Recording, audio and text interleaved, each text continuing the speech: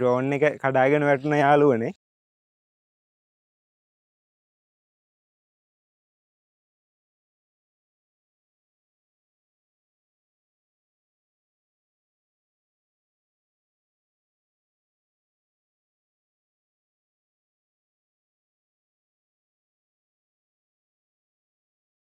නෑ මම ඔයාලට මේ වීඩියෝ එකක් කරන්න තමයි ආවේ.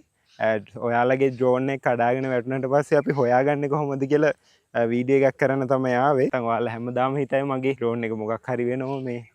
ඩ්‍රෝන් එක සාමාන්‍යයෙන් ඔය කැලේකට වගේ කඩාගෙන වැටුණොත් මෙන්න මේ විදියට තමයි පෙන්වන්නේ සාමාන්‍යයෙන්. එතන ඔය ඒ කියන්නේ කඩාගෙන වැටුණාට පස්සේ නොටිෆිකේෂන් එකක් එක්ක පෙන්නයි. එහෙම පෙන්වන්න නැති වෙලාවක උනත් මෙතනදී මෙතන මේ තිත් තුන තියෙන්නේ. මෙන්න මේ තිත් තුන උඩ ක්ලික් කරලා සේෆ්ටි වලට යන. සේෆ්ටි වල මෙතන සේෆ්ටි වල අපිට යටින්ම පෙන්වනවා ෆයින්ඩ් මයි ඩ්‍රෝන් කියලා. මේකට ගියන් පස්සේ මෙතන අපිට මේ ඩ්‍රෝන් එක තියෙන දුර පෙන්නනවා. ඩ්‍රෝන් එක කොතනද තියෙන්නේ කියලා. එතන මේ විදියට තමයි අපිට පෙන්වන්නේ. ඊට පස්සේ මෙතන මේ අපි ගහපු වීඩියෝ ක්ලිප් එකක් තියෙනවා. ඊට පස්සේ මෙතනින් ඔන්න විදියට දැන් මෙතනින් අපිට ඔන්න ස්ටොප්.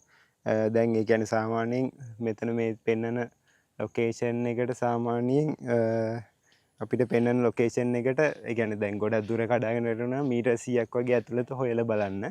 ඒ අනිවාර්යෙන් මෙතන මේ අපිට පෙන්වන ලොකේෂන් එක ඇතුළේ තියෙන්න ඕන ඩ්‍රෝන් එක. ඊට පස්සේ මෙන්න මේක දෙන්න.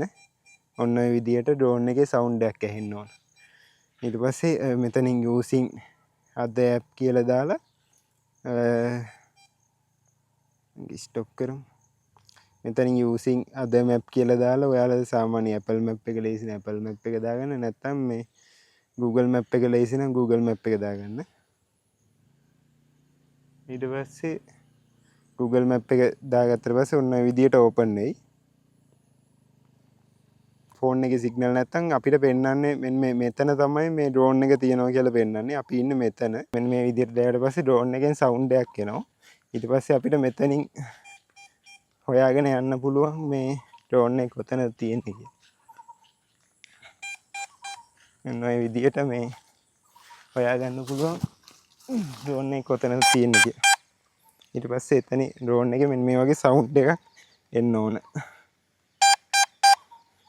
ඔන්න ඒ වගේ සවුන්ඩ් එකක් දැන් මම ඔෆ් කරා.